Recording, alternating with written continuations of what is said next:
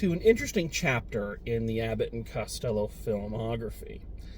I often refer to this film as the lost Abbott and Costello movie because for a lot of years it was unobtainable. It did not come in the standard reissues of these films. When I first started collecting Abbott and Costello movies, of course, they were VHS tapes, and I've talked about, buying those. And Universal put out like the whole line, but this one was mysteriously absent. And then when DVDs came out and they reissued the Abbott and Costello films on DVD, Universal did, this one was absent. Both times that I've purchased this film, I've had to go through catalog orders, and you can tell just from the quality that it's not the best transfer. It's not the clearest print. They're almost what I would consider bootleg. And it turns out they kind of are. They kind of are bootleg. It wasn't until recently when Universal reissued it again on DVD with the complete Abbott and Costello Universal collection that this film was included. And for a long time, I was very curious about that. I was like, why was this film singled out? And for a little while, I thought, well, maybe they had done it for another studio. Maybe there was something weird about it. Why would they not put this one out? And it turns out, I just found this out doing research for this episode. So this episode, It Ain't Hay, is based off a Damon Runyon story. If you don't know the name, Damon Runyon was a popular story writer, novelist, famous for his books and plays about wise guys, about con men, about, quote unquote gangsters, not the Godfather type gangsters, but the, flipping the coin with the toothpick hanging out their mouth gangsters. His story, Guys and Dolls, is the basis for the musical Guys and Dolls. So this film is based off one of his stories, Princess O'Hara, which, when you think about it, is kind of the perfect source material for an Abbott and Costello movie. Abbott and Costello always play con men of some kind. Gamblers, tricksters, something to that nature. They're always trying to get ahead. And so it seems like they fit very, very well into the world of Damon Runyon.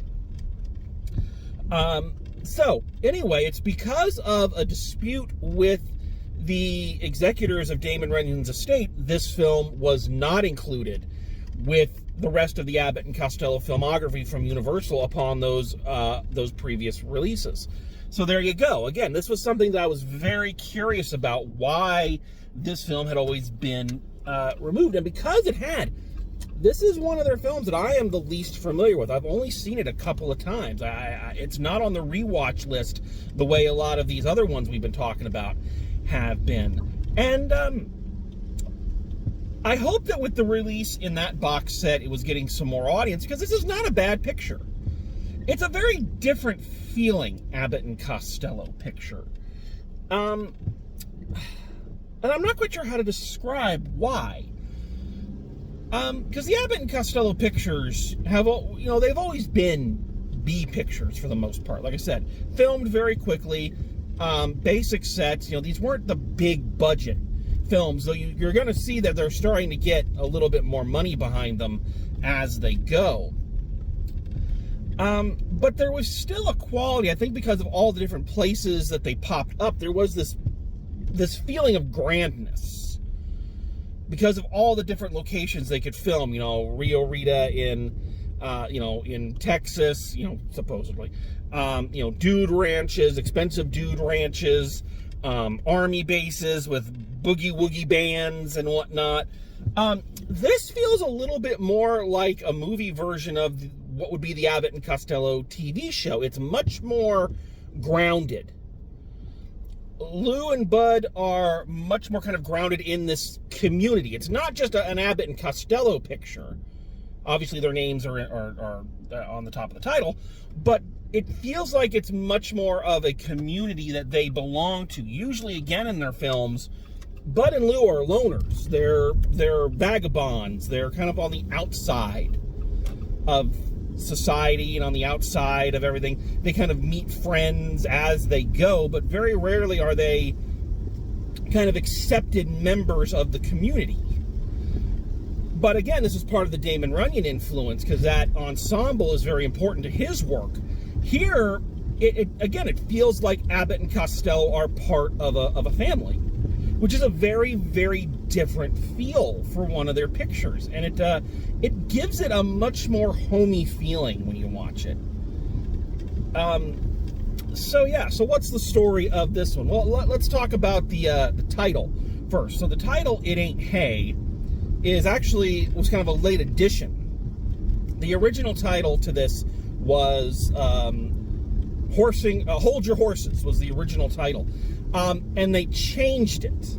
They changed it because they wanted it to be in reference to the record-breaking amount of money that Abbott and Costello had just raised on their last Bond tour. So I kind of used this at the end of the last episode, saying that ain't hay.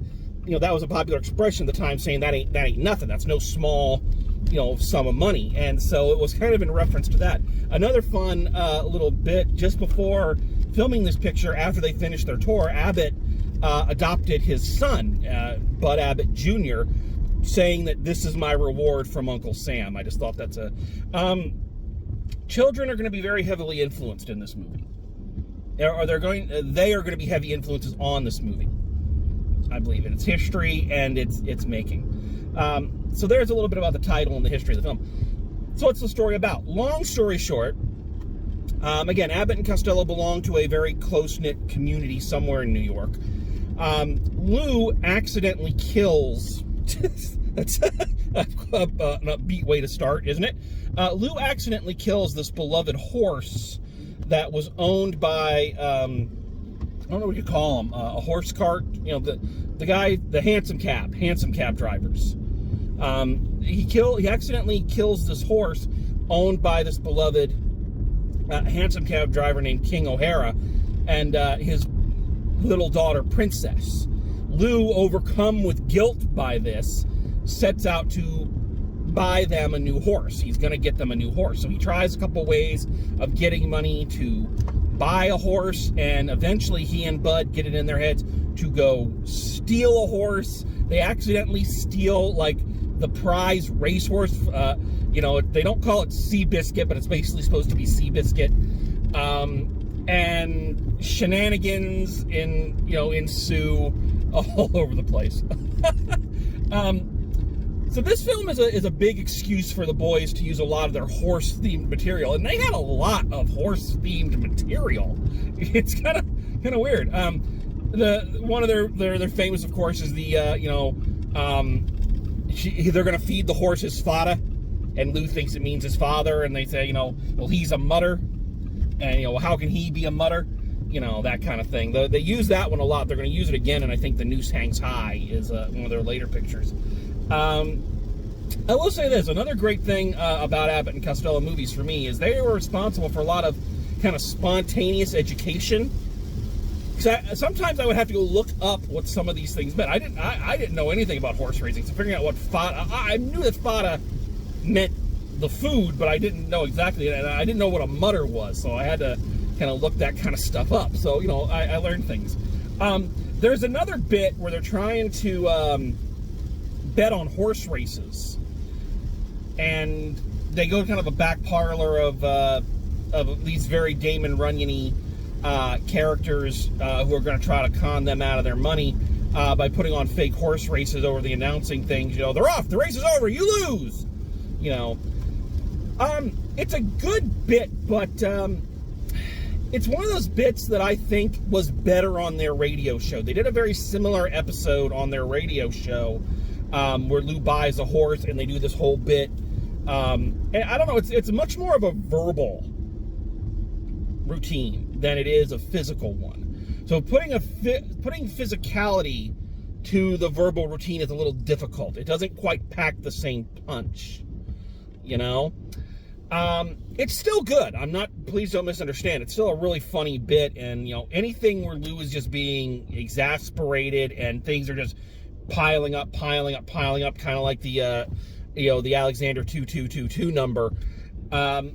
Lou just has that natural ability and when he gets frustrated, we as the audience get frustrated. I just think it's one of those bits that I think was done better on their radio show. I think it's more suited to the radio. But the film, like I say, there's a very warm feeling, and you got to give a lot of ups to the very colorful cast. This is one of the more this is a film which is populated with a lot of very fun characters outside of Abbott and Costello.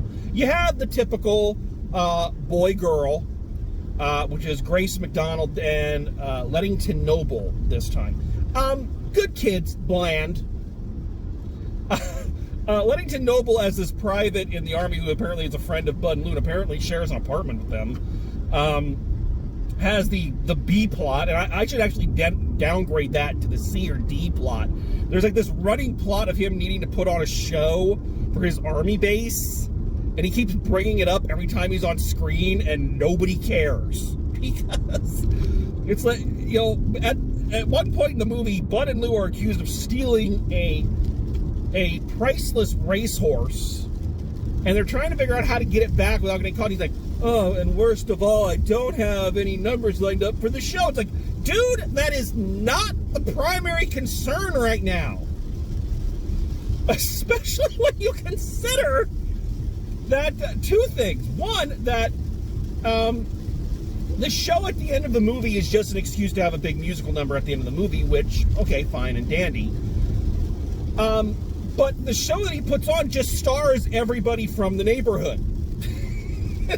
The show that he finally has the money to produce just stars everybody from the neighborhood who had previously taken part in this huge musical number in the middle of the film. So the horse gets sick, and Lou seems to have cured it. And again, this is one of those things with this closely knitted community. The people are just ecstatic, and they have the biggest fucking song and dance routine you've ever seen to celebrate the fact this horse is okay. And this celebration includes some an astonishing array of talent. A lot of talented people live in this neighborhood, including, but not limited to, a roller skating team known as the Three Hollywood Blondes. 3 female roller skaters doing a roller skate routine, and it's a fucking impressive routine. There is one part, I talked about this if you saw my Cutting Edge review, which does, judging by the views on it, you haven't, where one of the girls takes one of the other ones, takes her by the ankles and spins her around. Her head comes within, you see how close that is? Right there? That is how close that girl's head gets to smacking against the ground. It's freaky and awesome to watch. Then the musical number jumps to an act called the Four Step Brothers. And these are four African-American black dancers, and oh my god, the dance routine they do. It is amazing. It's very prop heavy. They're like supposed to be like moving men, and they're moving boxes and stuff into a waiting truck, and they're dancing with the boxes, and they're dancing with the chair, and it's freaking phenomenal. I loved it. It was a brilliant dance number. And later at the end of the film, Lou does a little dance number with them, and that's really fun. So anyway, however, I digress. So I don't know why he was so intent on getting the show together. He just put all the people from the big party in the middle of the film in it. So, you know, whatever. So they're good. Eugene Pallett plays our kind of heavy, you know, our antagonist. He's this really big, fat, security guy with this very kind of gruff voice. We're going to go over here, and we're going to do it. I swear to God, I've seen or heard him in something else, but I checked his IMDb page, and nothing else he did seemed familiar to me. But I swear I've seen or heard him before. But he's a very distinct character, both with his build, because he's a big guy, and that very distinctive rah, rah, rah, rah, rah, rah, rah, rah. He was a fun heavy. He was a fun heavy. I hate using that term for the poor guy. There are also like three kind of no good gamblers and little con men that that they're the ones who kind of put the idea in Bud and Lou's head to go steal the horse. One of whom are played by Abbott and Costello regular Shemp Howard, so the fourth Stooge. So it's great to see him back. Before I move on to the last member of the cast who deserves a mention, one of the other funny things about this one is I think this may be the most meta Abbott and Costello film to date. Now, comedies of this era, especially ones with comedy teams, vaudeville teams, ones that are used to working with an audience, they're no stranger to kind of breaking that fourth wall. You know, this happens fairly regularly. Both Rio Rita and In the Navy end with Lou taking a direct look at the camera and saying, "Good night, everybody." So, you know, there's going to be one in their next film, Hit the Ice. There's a great one in Who Done It, where Lou wins a radio. He turns the radio on, and they hear Abbott and Costello doing Who's On First, and the two of them just go, "No, no, no, no," you know. So meta humor is not out of place in one of these kind of films, but it just seems like there's a lot of it. You know, at least two references. At the very beginning, the three kind of wise guys with Shemp Howard are hanging out in front of a store, and one of them asks Shemp, says, "Why are you carrying an umbrella?" He says, "I don't know, I'm a Damon Runyon character." And then towards the end of the film, Eugene Pallett's name in this is Warner. All right, and he's dogging Abbott and Costello throughout the film. And at the very end, they're in their hotel room, and you hear this bang on the door. You're like, "I'm in there." And Bud goes, "It's Warner." And Lou says, "Well, tell him he's too late. We're under contract with Universal." So yeah, very meta humor in this one. But the true standout in this film, amongst this colorful cartoon character cast, is little Patsy O'Connor as Princess O'Hara, as the little girl who owns the horse. She is just phenomenal. She's I think it's a third generation vaudevillian. Her family had been in vaudeville and burlesque for years, so she's no stranger to it. They say she's 12 in the movie. I don't know how old she actually was.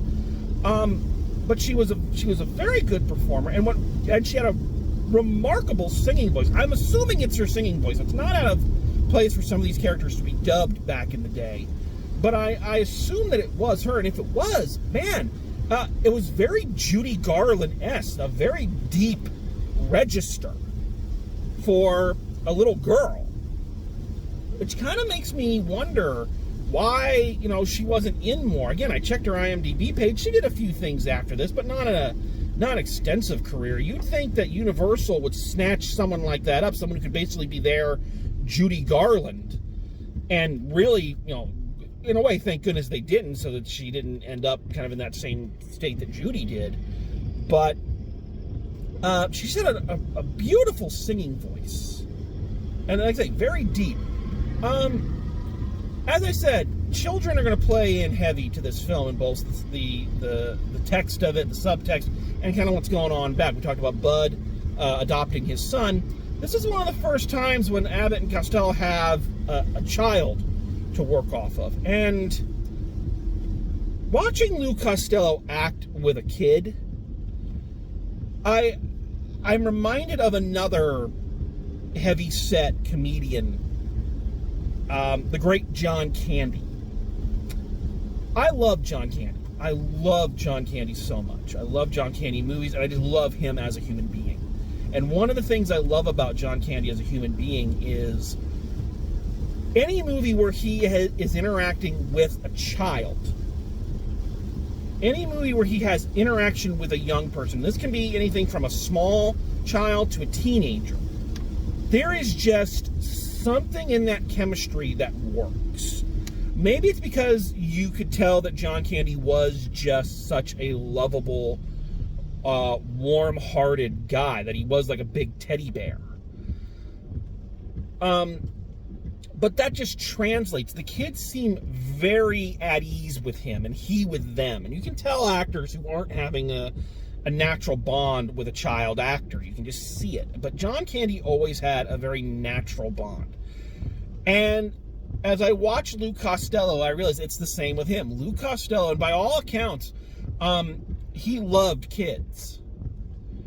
And as a result, a lot of the films that they did where he interacts with kids, and he interacts with them quite often. Sometimes they're bullying him, kind of the thing, but other times it's the same kind of John Candy-esque character. This relationship that he has with Princess is just incredibly touching, and he feels very natural with her and her with him. And according to Patsy O'Connell, who played Princess, that is very true, that he was very loving towards her and very, very, in some ways, very protective towards her. She said that the first time she met them, he came up and looked at her and said, well, who says she's not pretty? Meaning it kind of as a cast-off line, well, who says she's not, kind of thing, one of those slang terms that doesn't translate well to a younger generation. And she took it to mean that somebody had said she wasn't pretty. Lou realized he had hurt her feelings, and then she said he spent the next 2 weeks going to great lengths to convince her that she was the prettiest child that ever lived. I think that's incredibly sweet. She also said he hated to see her cry, that there was a scene, kind of the all is lost moment, where she's supposed to be crying, and Lou didn't like seeing her cry, so he was constantly trying to make her laugh.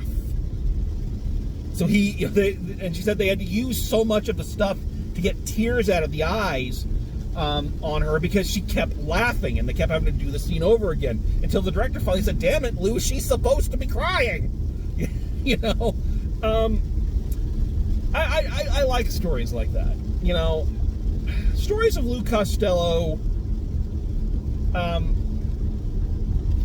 it revealed that he could be a difficult man to work with. That he was a good-hearted person, but, he was a professional. He was a businessman. He had a streak. That's not a bad thing. That's human. Everybody's got that. But I love knowing just how much he loved kids and how much they seem to love him. I like knowing things like that from one of my heroes. And again, the presence of a child is going to have a huge effect on him outside of the film, because after this film is wrapped, his wife, Annie, gave birth to their son, Lou Costello Jr., who they would nickname Butch. And by all accounts, Butch was just the apple of Lou's eye. He already had 2 daughters, loved his daughters, but this, it's an Italian thing, especially back then, my son, kind of thing. So his first son, that was a big deal.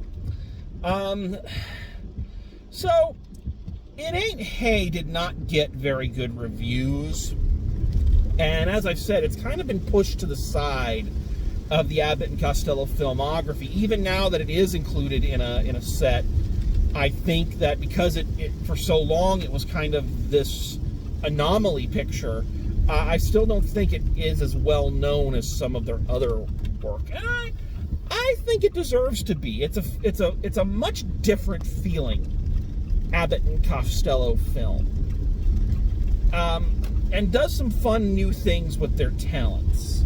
So I appreciate that. So the lost Abbott and Costello picture to me is well worth digging up and taking a look at. I think there's a lot of good going on in this picture.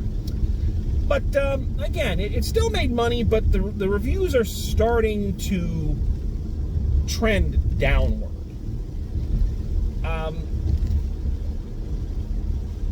And when we see that, you know, the boys have been working steadily for a long time. But they're going to have one more big push to kind of get back up. They got 2 weeks after this film wraps, they immediately start work on their next picture. This one is going to take them from the city streets all the way up to a ski lodge. So I hope you will join me next time when Abbott and Costello hit the ice. So until then, thank you very much for joining me, and as always, drive safe, and I will see you at the movies.